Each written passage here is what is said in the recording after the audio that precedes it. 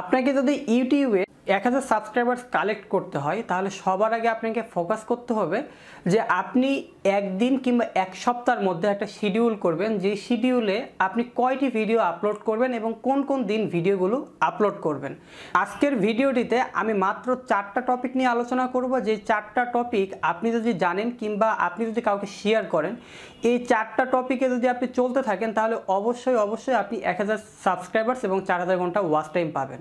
YouTube বলেছে যে আপনি যদি ইউটিউবে পার্মানেন্টলি যদি রেগুলারলি কাজ করেন তাহলে ইউটিউব তার যে অ্যালগরিদম আছে সেই অ্যালগরিদম আপনার ভিডিওগুলোতে ইমপ্রেশন বেশি দিবে, আর ইমপ্রেশন যখন আপনার বেশি হবে তখন কিন্তু আপনার ভিডিওগুলোতে ভিউজ অটোমেটিকলি আসবে।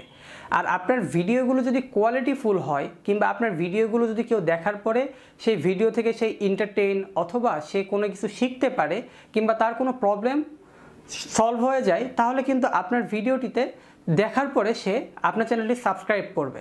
তো সবার আগে আপনার ভিডিওটি সেই ভিউয়ার্সকে ভালো লাগাতে হবে। যদি ভিউয়ার্সকে ভালো লাগাতে পারেন সে অটোমেটিকলি আপনার চ্যানেলটি সাবস্ক্রাইব করবে, এটা নর্মাল বিষয়।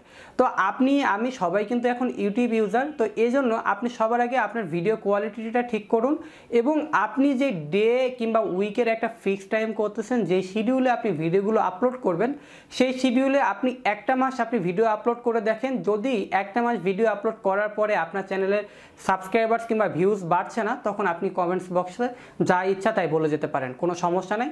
তবে আমার যে ব্যক্তিগত মতামত কিংবা আমার যে চ্যানেলটির ভিডিও আপনারা দেখতেছেন, সেই চ্যানেলটিতে আমি যখন রেগুলার ভিডিও আপলোড করতাম সেই ভিডিওগুলো আপনারা দেখে আসবেন, সেগুলোতে কিন্তু মোটামুটি ভিউজ আছে।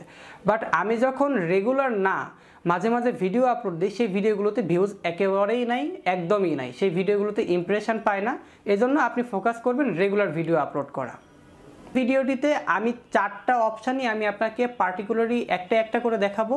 তো সেই ভিডিওগুলো দেখুন এবং অবশ্যই আপনার চ্যানেলের পরিবর্তনটা আপনি নিজেই দেখতে পাবেন।